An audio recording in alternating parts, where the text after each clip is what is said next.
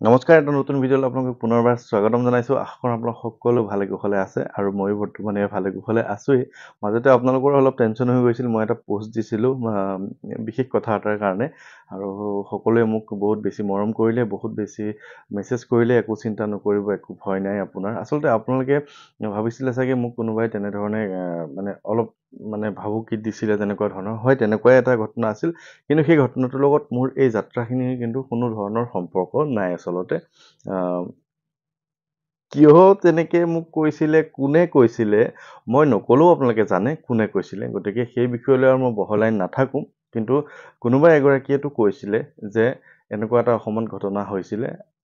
যেতিয়া মই কৈছিলোঁ যে মোক ৰাইজে বহুত বেছি মৰম কৰে, ময়ো অসমৰ বিভিন্ন ঠাইত ঘূৰি ফুৰোঁ, মৰম কৰে মোক বুলি কওঁতে, তেতিয়া মোক এজনে কৈছিলে যে এনেকুৱা এটা ঘটনাও হৈ গৈছে অসমত। মনত পেলাই দিছিলে কিছুমান কথা। গতিকে সেইবোৰ কথা বাদেই দিলোঁ আৰু সেইটো বাদ দিয়ক, সেইটো চেপ্টাৰ। কিন্তু ভগৱানৰ কৃপাত মই আছোঁ ভালেই আৰু মোৰ কোনো ক্ষতি কৰিব নোৱাৰে বুলি আপোনালোকে যিহেতু কৈছে, সেইখিনিয়ে বিশ্বাস। কিন্তু আকৌ কৈছোঁ যে মোৰ এই যাত্ৰাখিনিৰ লগত সেই কথাটোৰ কোনো ধৰণৰ সম্পৰ্ক আচলতে নাই। বাকী যি কি নহওক, গোলাঘাটলৈ গৈছিলোঁ। গোলাঘাটলৈ গৈ খুব বেছি ভাল লাগিল। প্ৰথম, দ্বিতীয় বুলি কথা নাই, দুয়োটা দিনেই খুব বেছি ভাল লাগিল। যিসকল লোকে নিমন্ত্ৰণ কৰিছিল তেওঁলোকৰ ঘৰত গৈও ভাল লাগিল আৰু ইফালে আঠখেলীয়া নামঘৰলৈ যেতিয়া গৈছিলোঁ, তাতো যিসকল লোকে লগ কৰিছিলে তেওঁলোককো খুবেই ভাল লাগিল।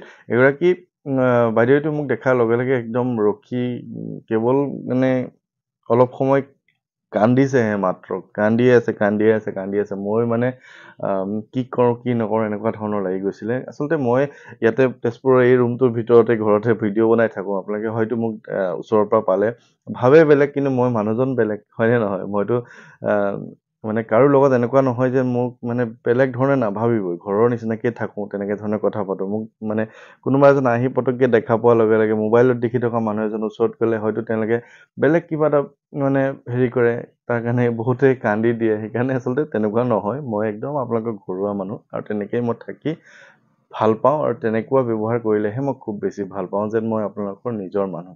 আৰু কথাটো এনেকুৱা যে আঠখেলীয়া নামঘৰত আন এগৰাকী বাইদেৱে মোক লগ কৰিছিলে। তেওঁ লগ কৰাৰ কথাটো হ'ল যে তেওঁ মোৰ ভিডিঅ'সমূহ চাইছিলে। ভিডিঅ'সমূহ চোৱাৰ পিছত তেওঁ সংকল্প লৈ জীৱনৰ এটা খুব ডাঙৰ সমস্যা, বহুদিনীয়া সমস্যা তেওঁ দূৰ কৰিব পাৰিলে। তাৰপিছত আৰু এটা সমস্যা তেওঁ হৈ আছে, কৈছে যে সেইটো সমস্যা দূৰ হ'বলৈ গৈ আছে। গতিকে আপুনি আহিব বুলি গম পাই আপোনাক বহুত দূৰৰ পৰা আহি লগ কৰিব আহিলোঁ। মই তেনেকুৱাবোৰ খবৰ পালে খুবেই ভাল লাগে আচলতে আৰু যথেষ্ট ভাল লাগিল। পিছৰ দিনা যোৰহাটৰ গোলাঘাটৰ যি যাত্ৰা আছিলে খুব বেছি ভাল লাগিল। যিসকলৰ ঘৰত গৈছিলোঁ তেওঁলোকৰ ইমান মৰম চেনেহ আদৰ ভাল লাগিল। বৰপথাৰলৈকে গৈছিলোঁ, বৰহোলালৈ গৈছিলোঁ আৰু বিভিন্ন গোলাঘাট টাউনলৈকো গৈছিলোঁ, বিভিন্ন ঠাইত গৈছিলোঁ। খুব বেছি ভাল লাগিল। গতিকে পুনৰবাৰ সকলোকে ধন্যবাদ জনাইছোঁ। আৰু এখন গামোচা খুব মৰমত মোক দিছিলে নিকুঞ্জলতা পায়ুং। তেওঁ এগৰাকী মিচিং লোক। মই যে দেখাইছিলোঁ চাংঘৰত ভিডিঅ' দেখাইছিলোঁ যে তেওঁলোকে আছিলে আৰু খুব মৰমত দিছে গামোচাখন। আৰু তেওঁ মোক খুব ধুনীয়া ধুনীয়া কমেণ্ট দি থাকে আচলতে। সেইকাৰণে তেওঁক লগ পোৱাৰ খুব ইচ্ছা আছিলে। লগ পাই মই তেওঁলোকৰ ঘৰলৈও গ'লোঁ। খুব বেছি ভাল লাগিল আচলতে।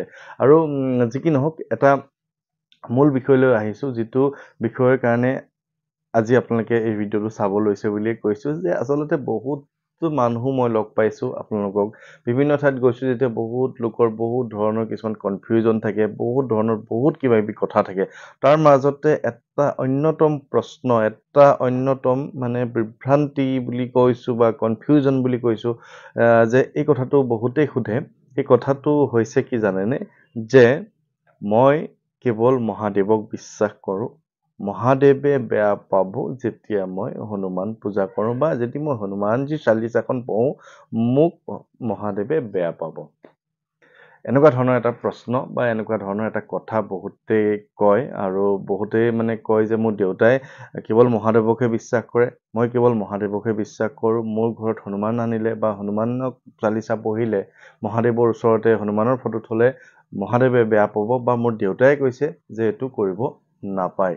কিন্তু সেই কথাটো মই উত্তৰটো এনেকুৱা ধৰণে কৰোঁ যে আপোনালোকে নিশ্চয় জানে হনুমান হৈছে শিৱৰে অৱতাৰ। এতিয়া বিভিন্ন ধৰণৰ সময়ে সময়ে বিভিন্ন দুষ্ট হওক বা অহংকাৰী মানুহবোৰ হওক বা যিবোৰ দৈত্য দানৱক বিভিন্ন ধৰণে ধৰি লওক দমন কৰিবৰ কাৰণে ভগৱান বিষ্ণুৱে হওক বা মহাদেৱে হওক সময়ে সময়ে বেলেগ বেলেগ অৱতাৰ ধাৰণ কৰি আহিছে। তাৰ মাজতে হৈছে শিৱ মহাদেৱৰ অন্যতম এক অৱতাৰ হৈছে হনুমান, আৰু শ্ৰেষ্ঠ অৱতাৰ বুলি কোৱা হয় তেওঁক। মানে মহাদেৱৰ যিমানকেইটা অৱতাৰ আছে তাৰ ভিতৰতে সৰ্বশ্ৰেষ্ঠ অৱতাৰ হৈছে হনুমান, বা ৰুদ্ৰ অৱতাৰ হৈছে হনুমান। কিন্তু কথা হ'ল কি, এতিয়া মই একদম সহজভাৱে বুজাই দিওঁ। আজি মোৰ দেউতাক, আপোনালোকে জানে যে মোৰ দেউতা বহু সৰুৰ পৰাই বৈষ্ণৱসকলৰ লগত, ভকত বৈষ্ণৱসকলৰ লগত থাকে। তেওঁ এটা পদবীও পাইছে, আমাৰ ওচৰ পাজৰ যিসকল অঞ্চলটোৰ লোকসকলে এটা পদবীও দিছে। তেওঁ বিভিন্ন ধৰণৰ সামাজিক কামত বা এনেকুৱা ধৰণৰ আধ্যাত্মিক ধৰ্মৰ কামত লাগি থাকে। মই ভবা নাছিলোঁ যে মই এই ধৰণে গুচি যাম বুলি, কিন্তু আপোনালোকৰ মৰমত মই, এতিয়া দেউতা আছিল শোণিতপুৰত বা তেজপুৰতে আবদ্ধ হৈ আছিলে। সঁচা কথা ক'বলৈ গ'লে এতিয়া মোক অসমৰ বিভিন্ন লোকে ভাল পায় বা মোক মাতিবলৈ লৈছে এই ধৰ্ম বা আধ্যাত্মিক কথাৰ কাৰণে। এই কথাটোত বাৰু মোৰ দেউতাই বেয়া পাবনে ভাল পাব?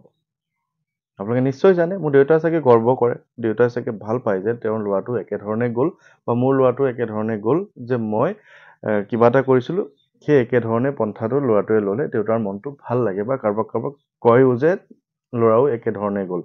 ঠিক তেনেকে যদিও শিৱৰ পুত্ৰ নহয় হনুমান, কিন্তু শিৱৰ অৱতাৰ হনুমান। গতিকে হনুমানজীক যেতিয়া আমি পূজা কৰিম, শিৱই বেয়া পাবনে ভাল পাব? মহাদেৱে ভাল পাব, যে কাৰণ তেওঁৰ অৱতাৰ এটাকে আমি নিজৰ সংকটখিনি দূৰ কৰিবৰ কাৰণে মাতিছোঁ। কথাখিনি মই ভালদৰে বুজাই দিছোঁ, আপুনি তেনেধৰণে বুজি ল'ব যে যিহেতু মহাদেৱৰ অৱতাৰ হনুমান, এতিয়া হনুমানক কোৱা হয় যে সংকট মোচন। আপোনাৰ যেতিয়া সংকট হ'ব, বা আপোনাৰ যদিও সংকট নাই, ভৱিষ্যতে যাতে আপোনাৰ সংকট নহওক তাৰ বাবে আপুনি যদি সংকট মোচন হনুমানজীক যদি আপুনি প্ৰাৰ্থনা কৰে, আৰাধনা কৰে, তেখেতৰ চালিচাখন সদায় পঢ়ি থাকে, তেতিয়া আপোনাৰ যদিও সংকট নাই, আপোনাৰ সংকট নাহে, বা আপোনাৰ যদি সংকট হৈছে প্ৰভুৱে আপোনাৰ সংকটখিনি দূৰ কৰি দিব। যে হনুমানজীক মাতিলে কোনো কাৰণে কেতিয়াও মহাদেৱ শিৱই বেয়া নাপায়, বৰঞ্চ ভালহে পায়, কাৰণ তেওঁৰ অৱতাৰ এটাকে আমি আকৌ সমস্যাখিনি দূৰ কৰিবৰ কাৰণে মাতিছোঁ। গতিকে এই কথাবিলাক যিসকল লোকে ধৰক মনৰ পৰাই এটা কথা কৈ দিয়ে যে নাই নাই নাই নকৰিবি, এইটো নহয় সেইটো নহয়, তেওঁলোকৰ হাতত প্ৰকৃত যুক্তি বা প্ৰকৃত কথাখিনি আচলতে তেওঁ নজনাকেই ক'ব লাগে কাৰণে কৈ দিয়ে। কাৰণ মই কথাটো ডাইৰেক্টলি কৈ দিছোঁ, কাৰণ আমাৰ সমাজত বিভিন্ন ধৰণৰ মানুহ আছে, কেৱল নকৰিবি, নোৱাৰ, নুহুব, এইটো কাম নকৰিবি, সেইটো কাম নকৰিবি, তেনেকুৱা ধৰণৰ কোৱা মানুহ বহুত আছে। কিন্তু যুক্তিটো আমি চাই নলওঁ যে কি কাৰণে হনুমানে, কিবা কাৰণ আছে নেকি? যিসকল মানুহে তেনেকে কয় তেওঁলোকৰ হাতত কিবা এটা কাৰণ আছে নেকি যে এই কাৰণে হনুমানক মাতিলে শিৱই বেয়া পাব? তেনেকুৱা ধৰণৰ কথা নাই। সেইকাৰণে হনুমান চালিচাখনত কোৱা হৈছে, মই আগতেও বহুতবাৰ কৈছোঁ যে जो ये पढ़े हनुमान चालीसा, যোনে হনুমান চালিচা পঢ়িব হৈ সিদ্ধি, তেখেতৰ সিদ্ধি হ'ব। সাক্ষী গৌৰীচা, সাক্ষী হৈছে গৌৰীৰ ইষ্ট দেৱতা শিৱ। গতিকে আপুনি হনুমান চালিচাখন পঢ়ক, হনুমানজীক মাতক, তেখেতে আপোনাক মনোকামনাখিনি সিদ্ধি কৰি দিব, সাক্ষী হৈ থাকিব শিৱ। গতিকে য'ত যিখন হনুমান চালিচা পঢ়িলে সাক্ষী হিচাপে শিৱ নিজৰ মূলজনেই ৰখি থাকে, গতিকে তেওঁ আকৌ বেয়া পাব কিয় চালিচা পঢ়িলে?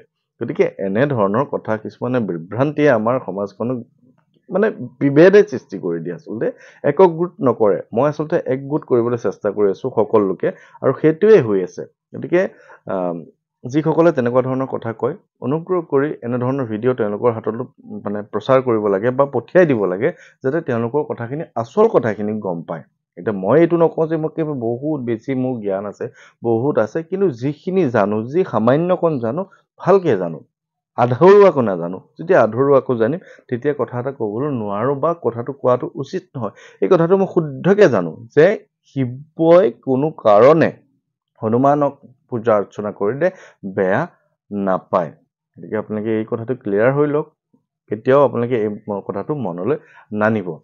এতিয়া দ্বিতীয় কথাটো কম যে মই পুনৰ নামনিলৈ যাবলৈ আগবাঢ়িছোঁ, নামনি যাত্ৰা কৰিম। মই যদিও উজনি ফালে বহুত দিন আকৌ যোৱা নাই, তেনেকৈ যোৱা নাই আচলতে, গোলাঘাট গৈছোঁ, আচলতে একেবাৰে উজনি নপৰেগৈ, তথাপিও গৈ আহিছোঁ সিদিনা। আকৌ একেবাৰে নামনিৰ মানে ফাললৈ যাম, বঙাইগাঁও যাম, ভাবি আছোঁ কোকৰাঝাৰ যাম খুব সোনকালে। খুব সোনকাল মানে একেবাৰে সোনকালেই গৈ আছোঁ। গতিকে যদি কোনো লোকৰ, মই এতিয়াও কৈ দিছোঁ, যদি কোনো লোকৰ নামনিৰ ফালে নিমন্ত্ৰণ আছে, নলবাৰী, সৰ্থেবাৰী, সৰভোগ, বৰপেটা, ঠিক তেনেকে বঙাইগাঁও আৰু কোকৰাঝাৰ, এগৰাকী বাইদেউৰ কাৰণে যাবলৈ ওলাই আছোঁ কোকৰাঝাৰ, মই তেওঁৰ লগত কথা পাতিম বাৰু।